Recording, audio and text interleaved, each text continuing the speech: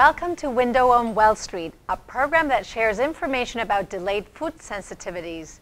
Sensitivities that may cause symptoms like headaches, IBS, fatigue, stress, and even ADD or ADHD, to mention a few. I'm Dr. Gabriela Cora, your host, and in today's program, we'll be taking viewer questions from patients who've invested in an immunobloodprint, a simple blood test that identifies foods which could be the cause of many symptoms. My guest today is Katie Sweetrock. She's a health advisor for Immunolaboratories. Her expertise is consulting clients after they have completed their blood testing to help implement their new diet program. Hi, Katie. Thank you for being with us today. Thank you. It is my pleasure. Wonderful. Let's go to the first caller. I'm Sam from Pensacola, Florida. I hate to admit it, but I'm a Starbucks addict. I just love coffee, and I drink about 4 cups a day.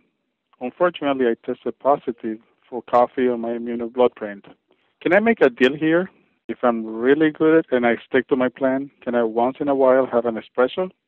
What is this person to do? They love coffee, they can't have coffee.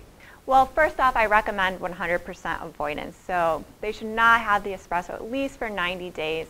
It's best, the plan overall, it has more success with complete avoidance for those 90 days, and after that they can introduce it back into their diet. So 90 days without coffee. Let's say this person has been drinking 2, 3, 5 cups of coffee a day. How should they stop? Well, I really suggest if you're drinking that amount of coffee that you consult with your nutritionist or your doctor about weaning off the coffee. Stopping cold turkey can lead you to things like migraine headaches, which are never any fun for anybody who's going off and trying to get healthier. Okay. Is there anything that they could replace coffee with during this transition? Well, it's the caffeine that they're withdrawing from. So if they can find other sources of caffeine, things like tea, green tea, to wean themselves onto while they're transitioning out of it, that will help them in keeping the withdrawal symptoms from coming on. Okay. Any replacements in terms of even taste or aroma? Yes, there are some great herbal blends out there that actually taste like coffee and don't actually contain any of the coffee bean, which is the part that they're reactive to. They're commercially available and they often taste great, and many people, once they transition onto them, they don't need coffee anymore. So we're talking about 2 separate things. One is caffeine is addictive, but there are other sensitivities to beans. Correct. So it is the actual protein of the bean that they're reactive to, and then you can become addicted to the caffeine in the actual coffee.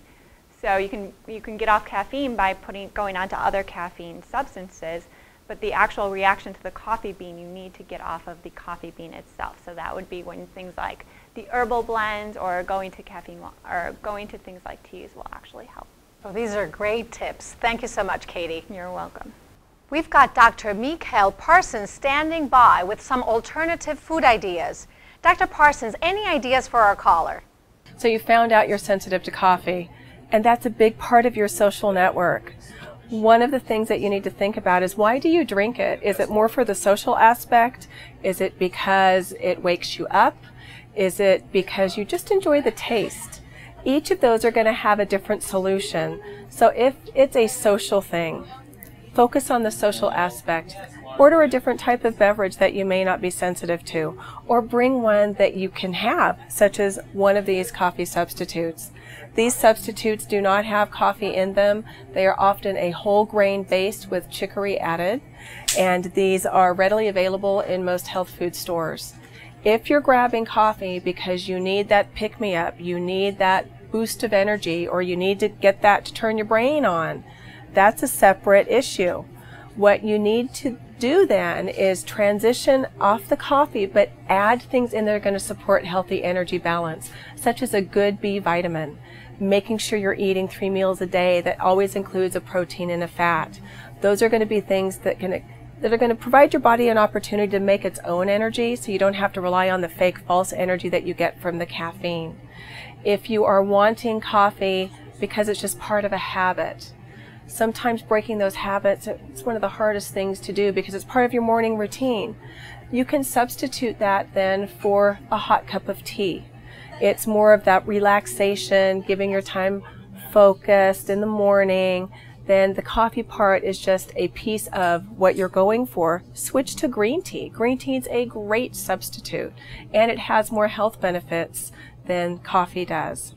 Now, if you're using coffee because you need to poop, and yes, I said the word poop, that's another issue with another solution.